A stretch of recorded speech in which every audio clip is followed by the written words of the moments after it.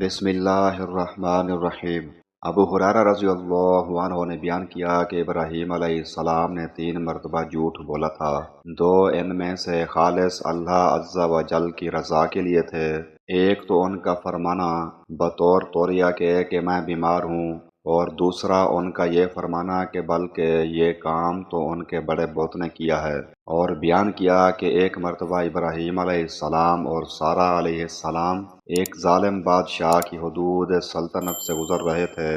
بادشاہ کو خبر ملی کہ یہاں ایک شخص آیا ہوا ہے اور اس کے ساتھ دنیا کی ایک خوبصورت ترین عورت ہے۔ بادشاہ نے ابراہیم علیہ السلام کے پاس اپنا آدمی بھیج کر انہیں بلوایا اور حضرت سارہ علیہ السلام کے متعلق پوچھا کہ یہ کون ہیں۔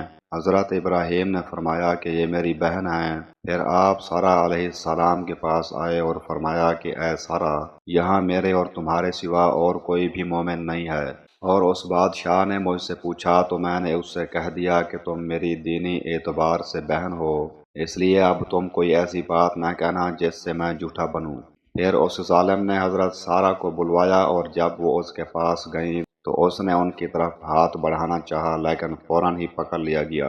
پھر وہ کہنے لگا کہ میرے لیے اللہ سے دعا کرو کہ اس مصیبت سے نجات دے، میں اب تمہیں کوئی نقصان نہیں پہنچاؤں گا۔ چنانچہ انہوں نے اللہ سے دعا کی اور وہ چھوڑ دیا گیا۔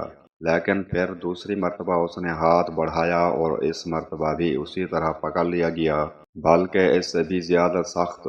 اور پھر کہنے لگا کہ اللہ سے میرے لیے دعا کرو، میں اب تمہیں کوئی نقصان نہیں پہنچاؤں گا۔ سارہ علیہ السلام نے دعا کی اور وہ چھوڑ دیا گیا۔ اس کے بعد اس نے اپنے کسی خدمت گار کو بلا کر کہا کہ تم لوگ میرے پاس کسی انسان کو نہیں لائے ہو، یہ تو کوئی سرکس جن ہے۔ جاتے ہوئے سارہ علیہ السلام کے لیے اس نے ہاجرہ علیہ السلام کو خدمت کے لیے دیا۔ جب سارہ آئیں تو ابراہیم علیہ السلام کھڑے نماز پڑھ رہے تھے۔ آپ نے ہاتھ کے اشارے سے ان کا حال پوچھا۔ انہوں نے کہا کہ اللہ تعالیٰ نے کافر یا یہ کہا کہ فاجر کے فریب کو اسی کے منہ پر دے مارا اور ہاجرہ کو خدمت کے لیے دیا۔ ابو ہریرہ رضی اللہ عنہ نے کہا کہ اے بنی ماء السماء، اے آسمانی پانی کی اولاد، یعنی اہل عرب، تمہاری والدہ یہی حضرت ہاجرہ علیہ السلام ہیں۔ صحیح بخاری حدیث نمبر 3358۔ حضرت ابو ذر رضی اللہ عنہ نے بیان کیا کہ میں نے عرض کیا یا رسول اللہ، سب سے پہلے روئے زمین پر کون سی مسجد بنی ہے؟